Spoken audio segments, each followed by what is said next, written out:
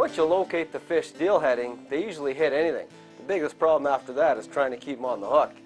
Today I'm going to tie you up a traditional pattern. It's called the red and blue butcher. Make sure you have these materials ready before you tie the fly. For the hook, we're going to use a size 4 steelhead hook, some 6/0 red thread to tie with, some red bucktail as the tail, some silver tinsel for the body, some blue bucktail as the wing, and some red and blue hackle as the hackle. To start the fly off, I've taken my red thread and tied on a good base layer. Now I've taken a nice clump of my red bucktail.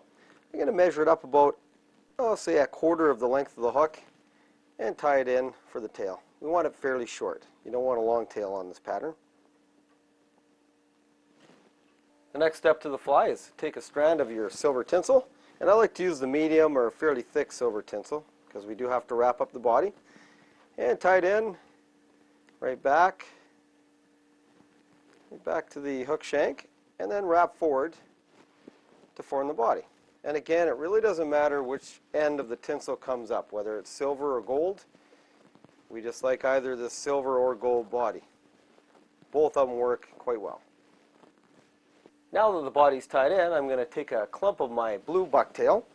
I'm going to measure it back so it extends just past our red tail, and then tie it in near the head and form a wing on the pattern. Now that the wing's tied in, we want to create a couple of hackle collars on the fly. I'm going to start with my red hackle.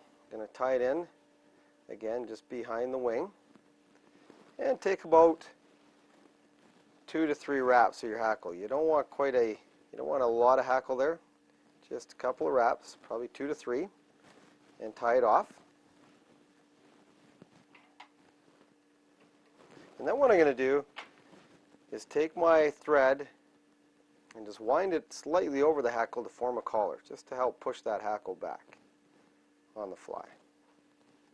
The next step to the fly is to select the blue hackle. Now it's very important when you're selecting this blue hackle to make sure that it is bigger than the red hackle you just put on, because you want some overlap, and you want that blue hackle to extend a little bit higher and a little bit further than the red hackle you put in. So I'm tying it in.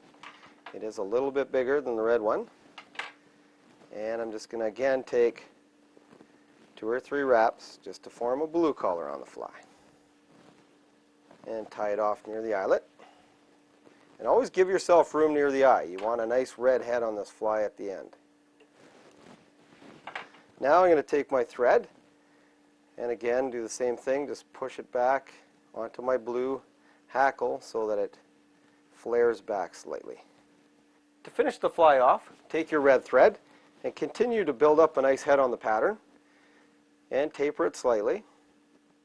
Once you have a nice red head built, do a quick whip finish, cut off your excess thread, trim it off, and then a lot of times I like to finish with a red lacquer. So this is a good addition to the pattern, is just red lacquer that head to finish it off. And there it is, the finished red and blue butcher. You know, most of the time I don't fish traditional patterns, but when the water is clear and the fish are finicky, this is one of my go-to patterns. To watch all our latest Sport Fishing on the Fly episodes and to order Sport Fishing on the Fly merchandise, head to www.sfotf.ca, and if you would like to book an adventure like this one shown, head to ontheflyadventures.ca and book yourself the trip of a lifetime.